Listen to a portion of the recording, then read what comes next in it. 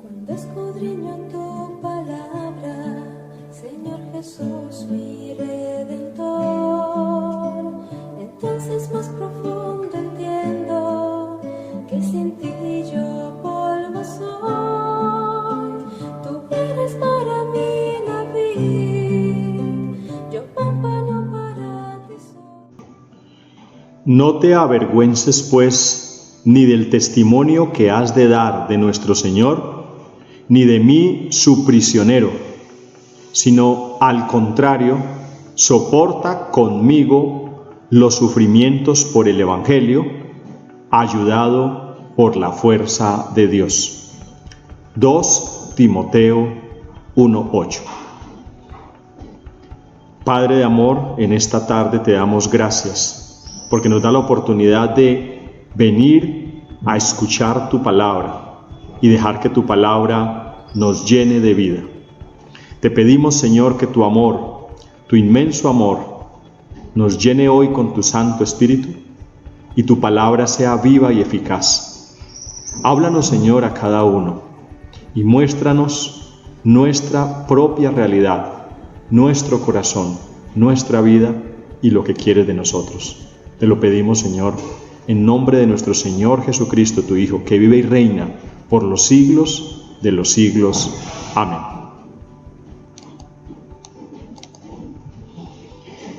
El contexto de nuestro texto de la palabra de Dios en el día de hoy es, sin lugar a dudas, el capítulo 1 de la segunda carta a Timoteo.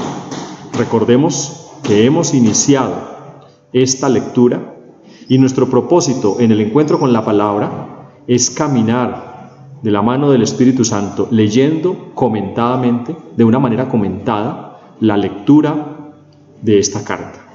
A nosotros que nos reunimos en este encuentro con la palabra, desde esta experiencia de Casa Amor que nos invita a leer su palabra y a ser verdaderos hijos de Dios leyéndola, va a ser una experiencia que queremos que sea significativa. Iniciamos la semana pasada con los primeros versículos, del 1 al 7. Y recordemos que hablábamos de avivar el fuego de Dios. Hablábamos de avivar el fuego de Dios y decíamos que cuando Pablo habla con Timoteo, le invita a no dejar que ese fuego del Espíritu Santo, que era el don de Dios, el llamamiento que le había hecho, se perdiera, lo avivara, no porque Timoteo lo estuviera perdiendo, pues Timoteo era un discípulo ejemplar, alguien que Pablo siempre pone como ejemplo de una persona que está viviendo la fe y la está comunicando con otros de manera efectiva, y que tenía una herencia familiar de vida de fe, de su abuela y de su madre. Lo que vimos en la introducción la semana pasada entonces fue que el apóstol inicia recordando su misión de anunciar la promesa de vida en el Señor Jesucristo. Recordemos que no leemos la palabra de Dios como literatura ni por datos.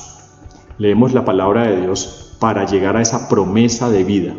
¿En qué sentido la promesa de vida está siendo realidad en nosotros? Y para quienes llegan a conocer la fe, hoy es una oportunidad de preguntarse, ¿qué es esa promesa de vida? En segundo lugar, Pablo da gracias a Dios por la fe sincera de Timoteo. Cuando estamos en una experiencia de evangelización, damos gracias a Dios y decimos, gracias Señor, porque estás permitiendo que las personas a quienes comunicamos esta experiencia, este querigma en nuestra iglesia de salvación en Cristo, lo estén viviendo.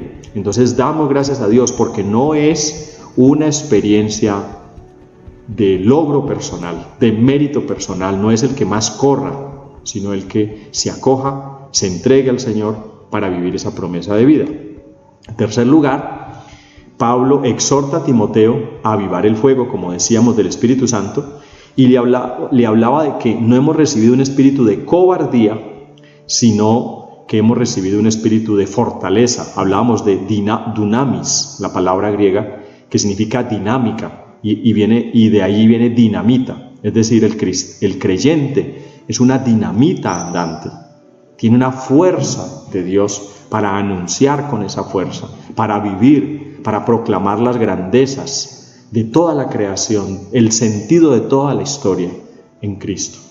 Pero además con amor, dijimos que era ágape, el amor no es eros, ni siquiera filía, ni siquiera amistad humana, que todas vienen de Dios, sino el ágape, que es entrega, que es amor por el otro, es un amor divino. Y buen juicio, decíamos que la palabra buen juicio allí, que se puede traducir como dominio propio, ese dominio propio realmente, según la palabra griega, tiene que ver con dominio de la mente. ¿Qué es lo que reina en la mente? ¿Qué es lo que yo pienso cuando no tengo nada que pensar? ¿En qué me ocupo?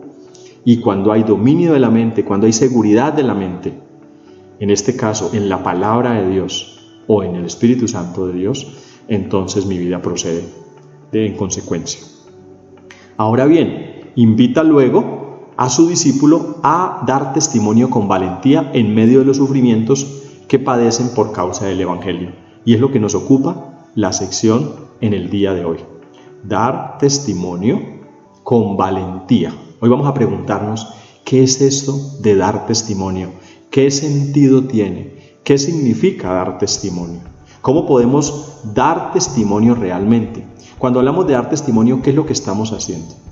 Y vamos a preguntarnos qué necesitamos tener interiormente, cómo hemos de vivir interiormente para que ese testimonio sea real. Que con la ayuda del Espíritu Santo podamos descubrir hoy cuál es el testimonio que nos corresponde de acuerdo al lugar que ocupamos cada uno en nuestra historia. El primer punto que vamos a abordar es no avergonzarse. Recordemos el texto del Evangelio, de la carta, del Evangelio que está en la carta 2 Timoteo de Pablo. No te avergüences, pues, ni del testimonio que has de dar de nuestro Señor Jesucristo, ni de mí su prisionero, sino al contrario, soporta conmigo los sufrimientos por el Evangelio, ayudado por la fuerza de Dios. Qué bueno que estas citas que vamos a ir viendo en esta lectura comentada de la carta vayan siendo memoria en nosotros, vayamos recordándolas, haciéndolas realidad. Entonces, volvamos. Primer punto, no te avergüences. Ahora bien, ¿qué significa avergonzarse? Mirémoslo en las definiciones del diccionario de la Real Academia Española. Por ejemplo, significa turbación del ánimo ocasionada por la conciencia de alguna falta cometida o por alguna acción deshonrosa y humillante. Entonces mire que tiene varios elementos. Turbación de ánimo. Cuando nos hemos avergonzado, sentimos que estamos turbados el ánimo, ¿sí? Segundo, esa turbación tiene que ver porque en la conciencia recordamos o alguna falla que hayamos cometido o hay una acción deshonrosa y humillante nuestra o de alguien. Nos avergonzamos de eso. Entonces avergonzarse significa como que reconocer que hay algo que no está bien, que nos da pena, que nos hace sentir mal, que nos turba el ánimo. Pablo está diciendo a Timoteo, no te avergüences. ¿De qué le dice que no se avergüence? Entonces, vamos a verlo en la palabra de Dios. La palabra de Dios explica por la palabra de Dios. Después tenemos en la iglesia el magisterio que nos habla y nos enseña cómo entender la palabra de Dios. Pero fundamentalmente la teología bíblica tiene una lógica propia. Entonces, cuando se habla de no avergonzarse, ¿a qué se refiere? En primer lugar, del Señor Jesucristo. Y el mismo Señor Jesucristo lo había dicho. Veámoslo en Marcos 8:38. En Marcos 8:38 el Señor Jesús dice, porque quien se avergüence de mí y de mis palabras en esta generación adúltera y pecadora, también el Hijo del Hombre se avergonzará de él cuando venga en la gloria de su Padre con los santos ángeles. Miremos esa palabra del Señor. Quien se avergüence de mí y de mis palabras en esta generación, yo me avergonzaré. Es decir, en primer lugar, avergonzarse del Señor Jesucristo. En ocasiones, en la vida humana, en la vida diaria, hemos experimentado esto de avergonzarnos de otras personas. Personalmente tengo un testimonio muy bonito, lo recuerdan mis hermanos cada que tenemos una reunión y quieren reírse, Ellos dicen que cuando éramos pequeños yo les decía a ellos que se quedaran atrás, que yo me iba adelante, algo así, porque yo me avergonzaba de ellos. Quisiera recordar que esto es un cuento que ellos han inventado, pero seguramente así es. En algún momento en la vida humana nos hemos avergonzado de los otros. ¿Qué tal avergonzarnos de nuestra familia, ¿no? ¿Qué tal habernos avergonzado de algún lugar donde vivimos? Que este lugar, este sector es menos elegante que el otro. ¿Qué tal habernos avergonzado alguna vez de dónde estudiamos, en dónde vivimos? No nacimos en cuna de oro, la mayoría. No nacimos en lugares esplendorosos. Entonces, avergonzarse de una realidad, de unas personas. El Señor Jesús nos está diciendo, no te avergüences de mí. Nos hace una promesa un poco dura. Si ustedes se avergüenzan de mí, pues yo me voy a avergonzar de ustedes. Pensemos aquí de una vez, apliquemos en la vida cristiana, en la vida creyente. Nosotros sentimos motivos para avergonzarnos de la religión, en esencia, de la iglesia, de las iglesias, de la fe en Cristo, de nuestra iglesia, nuestra parroquia, de nuestro lugar. Nos avergonzamos. En segundo lugar, del Evangelio. Entonces, Pablo, que está escribiendo a Timoteo, también escribió la carta a los romanos. Y en la carta a los romanos, San Pablo nos dice, pues no me avergüenzo del Evangelio, que es una fuerza de salvación para todo el que cree, del judío primeramente y también del griego. Entonces, ¿qué está diciendo Pablo? Que él no se avergüenza del Evangelio. Y no se avergüenza del Evangelio porque en la época en que Pablo anunciaba el Evangelio, como nos lo dicen sus cartas, para muchos el Evangelio era una locura, una estupidez, era considerado basura para muchos, para la generación en la que estaba. Y recordemos que la cultura era griega, ¿no? Y venía de los filósofos y de las grandes obras, y quien dominaban eran los romanos y tenían el poder. Entonces estaba el poder de los romanos que dominaba con una cultura griega de literatura y demás. Incluso estaban los judíos con una historia de fe, y dentro de esto vienen unos señores a hablar de que creían en un hombre que había muerto en una cruz. ¿A quién se le ocurría decir que su Dios había muerto en una cruz? Que no se había defendido, que no tenía poder, y además decía que era el Hijo de Dios. Esto le sonaba a las mitologías de los griegos y demás, que hablaban de dioses y esto. Entonces, Pablo, en medio de que el Evangelio era considerado eso, y además, como veremos ahora, de que era considerado también un crimen, dice, yo no me avergüenzo del Evangelio. Es decir, no me da vergüenza el Evangelio. ¿Pero por qué no me da vergüenza? Aquí está la clave en la carta a los romanos. Porque es una fuerza de Dios para el que cree. Y esa fuerza es la palabra dunamis, el griego. Es un poder, pero es una fuerza o es un poder porque salvan, porque dan vida al que cree. Usted, si está llegando hoy a nuestros encuentros, pregúntese, ¿qué es lo que es el Evangelio que cambia a las personas? ¿Qué es lo que es Jesús? ¿Quién es Jesucristo?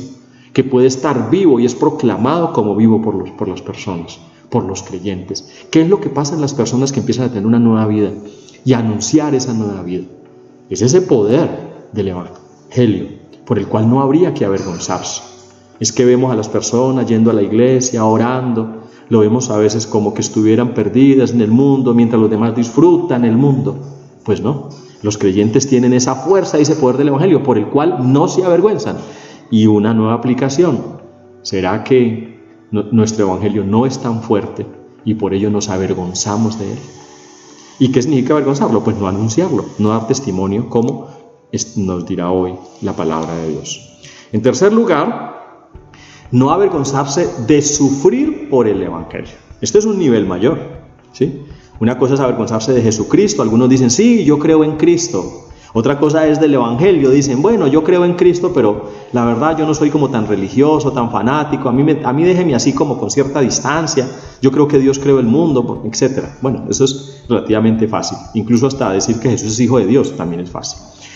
Pero ahora dice de sufrir por el Evangelio. Y sufrir por el Evangelio lo dice San Pablo en 2 Timoteo 1:2. Dice, por este motivo estoy soportando estos sufrimientos, pero no me avergüenzo, porque yo sé bien en quién tengo puesta mi fe y estoy convencido que es poderoso para guardar mi depósito hasta aquel día.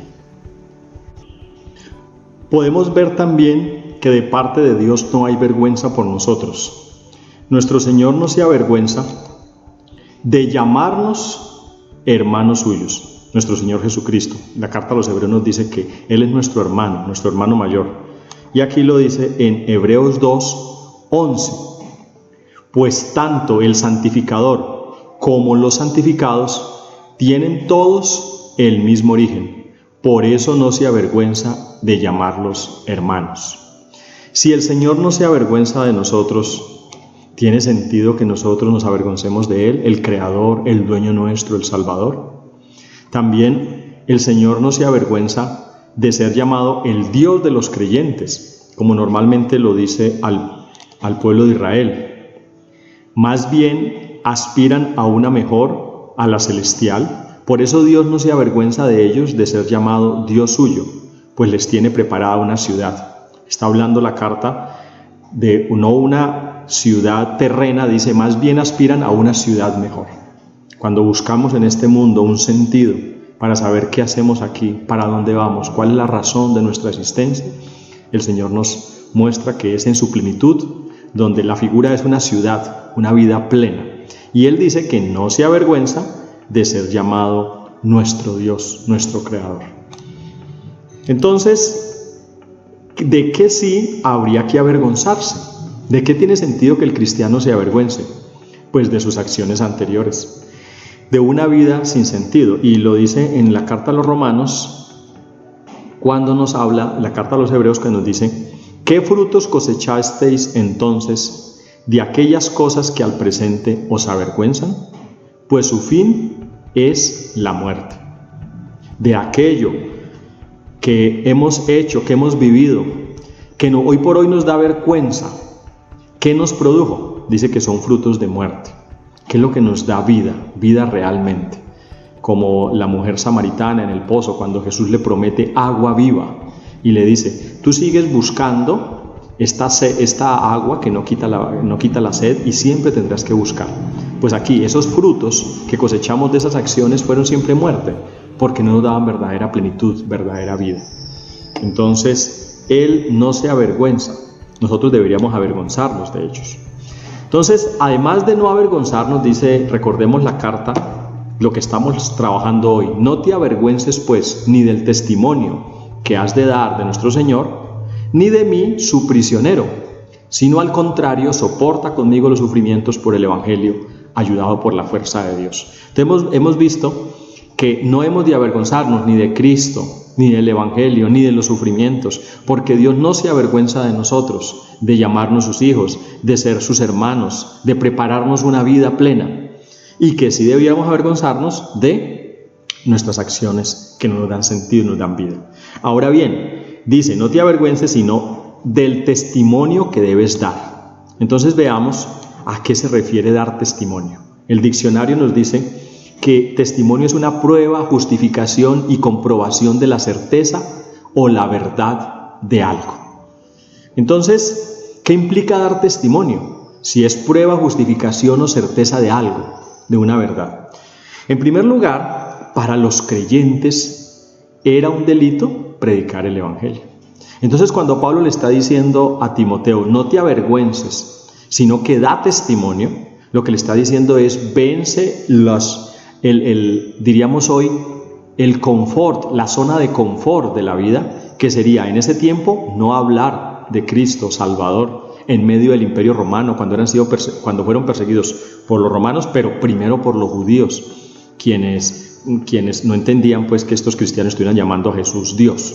Entonces, era un delito predicar, era un delito tanto para los judíos. Pablo va preso a Roma, justamente está escribiendo preso en Roma, llevado por los judíos, pero también luego van a ser perseguidos desde Nerón, años 60 hacia adelante, y luego las persecuciones hasta el año 303.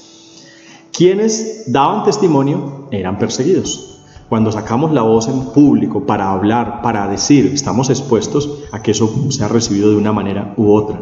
¿Dónde estamos? ¿Somos capaces de hacerlo? ¿Dónde está nuestra fuerza para hacerlo? Y entonces Pablo le dice a Timoteo: no tengas vergüenza de identificarte conmigo, que soy un prisionero. Es decir, ¿quién quiere estar con alguien que está, popularmente diríamos, en la mala, que está sufriendo, que está emproblemado, que está en la cárcel?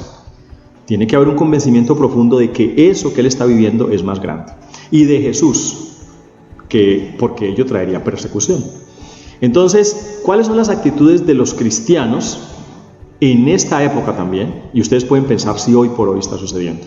En primer lugar, los cristianos le habían abandonado los compañeros. Dice Pablo en 2 Timoteo 1:15: ya sabes tú que todos los de Asia me han abandonado, y entre ellos Figelo y Hermógenes. Hay un momento en que Pablo se siente realmente abandonado. No pensemos que la vida de Pablo fue, primero, ni feliz según los criterios de este mundo. Fue perseguido, golpeado, náufrago, abandonado, apedreado, etcétera, llevado a la cárcel, golpeado. Y además, abandonado por sus amigos. Y por otro lado, había otros que sí lo acompañaron. Dice que no se avergonzaban de su mensaje. En 2 Timoteo 1:16 dice que el Señor conceda misericordia a la familia de Onesíforo, pues me alivió muchas veces y no se avergonzó de mis cadenas. No se avergonzó de mis cadenas.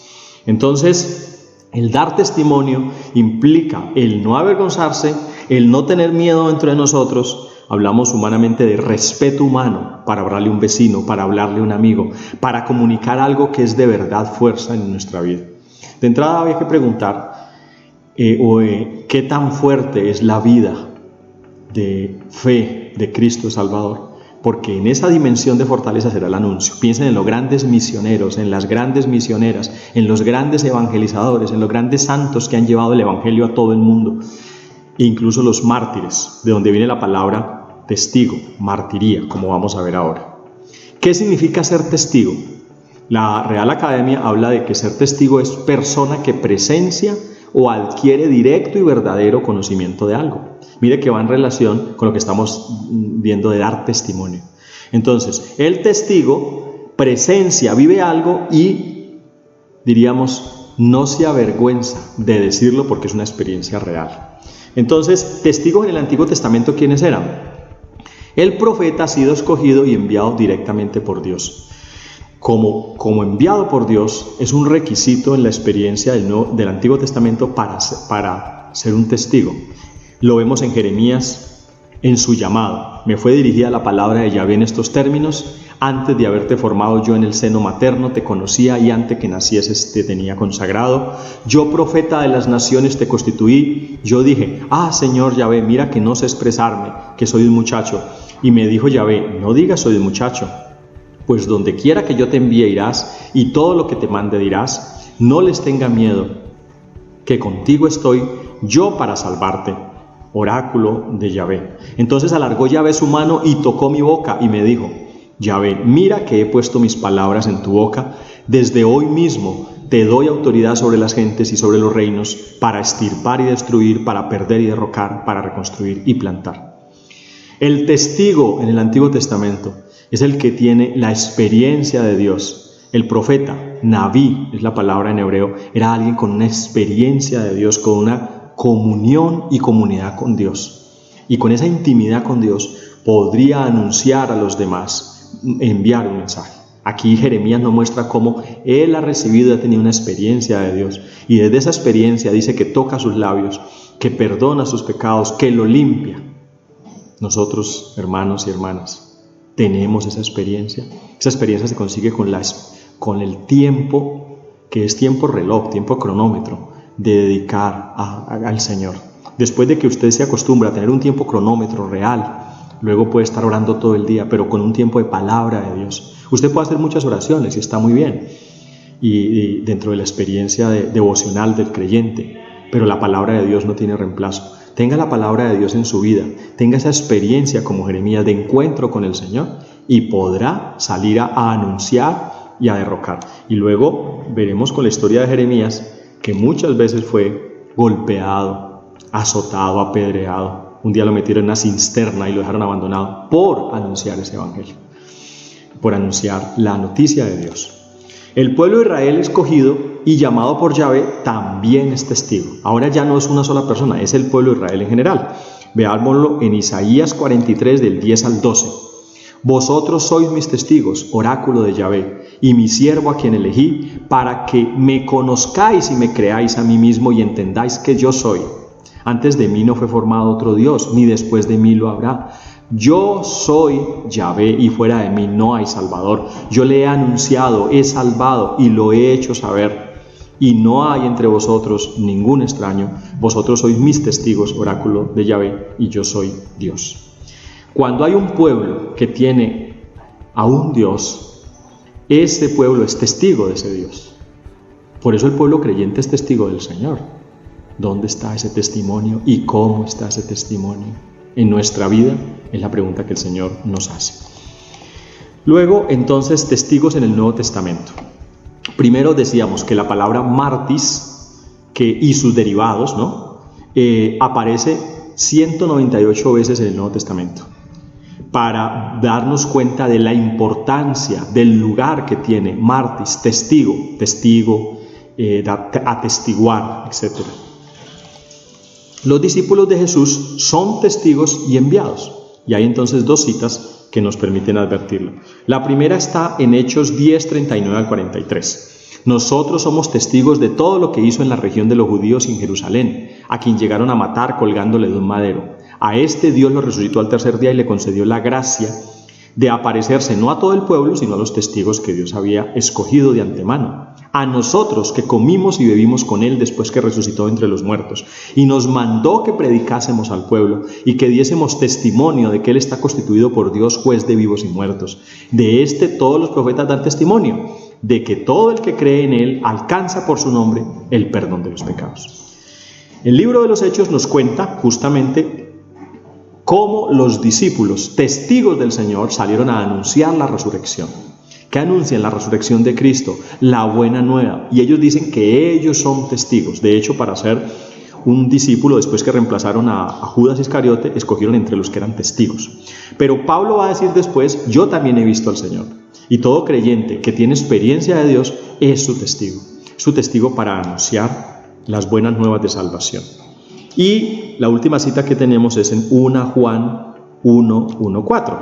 Y la cita de 1 Juan 1:1-4 nos dice: lo que existía desde el principio, lo que hemos visto, lo que hemos oído, lo que hemos visto con nuestros ojos, lo que contemplamos y tocaron nuestras manos acerca de la palabra de vida, pues la vida se manifestó y nosotros la hemos visto y damos testimonio y os anunciamos la vida eterna que estaba vuestra hacia el Padre y que se nos manifestó. Lo que hemos visto y oído, eso anunciamos, para que también vosotros estéis en comunión con nosotros. Y nosotros estamos en comunión con el Padre y con su Hijo Jesucristo. Os escribimos esto para que nuestro gozo sea completo. San Juan escribe su carta, la primera carta, después de escribir el Evangelio, y lo que nos dice es: les anunciamos lo que nosotros hemos visto y oído.